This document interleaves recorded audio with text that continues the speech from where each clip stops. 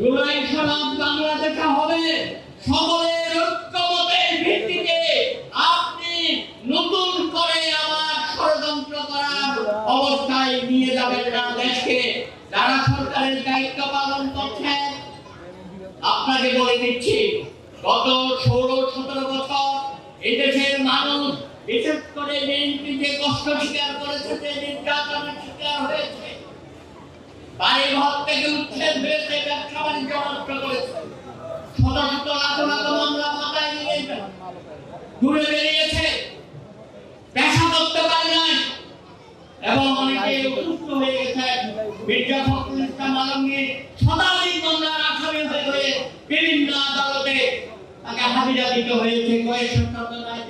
সবাই এখানে অনেক মিথ্যা মামলা তাদেরকে অপদস্থ করা হয়েছে।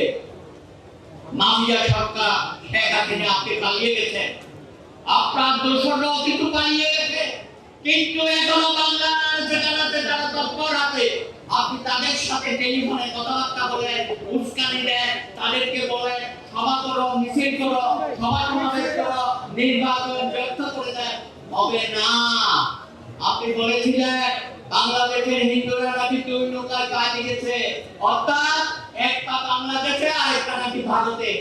উনি বুঝলেন কিভাবে? এখন তো আপনার দুই পাই ভারতে চলে গেছে। দয়া করে বাংলাদেশকে নিয়ে আর খেলবেন না, অনেক খেলেছে।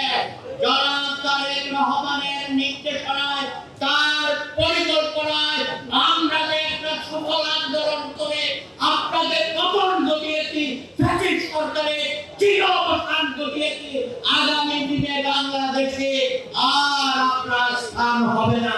দয়া করে বাংলাদেশে যে একটা নতুন প্রেক্ষাপট সৃষ্টি হয়েছে, জনাব তারেক রহমান ৩১ দফা, যেটা আমি বলি এটা হচ্ছে আমাদের জাতীয় সনদ।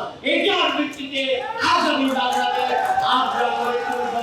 আমরা বিএনপিকে আরো বলিষ্ঠ পদক্ষেপ গ্রহণ করে আমাদের যেগুলো অভাব অভিযোগ আছে, আজকে রামু থেকে শুরু করে গঙ্গাধরা পর্যন্ত কোন একটি ঘটনার বিচার হয় নাই। জনাব তারেক রহমান বিএনপি ক্ষমতায় আসলে প্রত্যেকটি ঘটনার বিচার বাংলাদেশে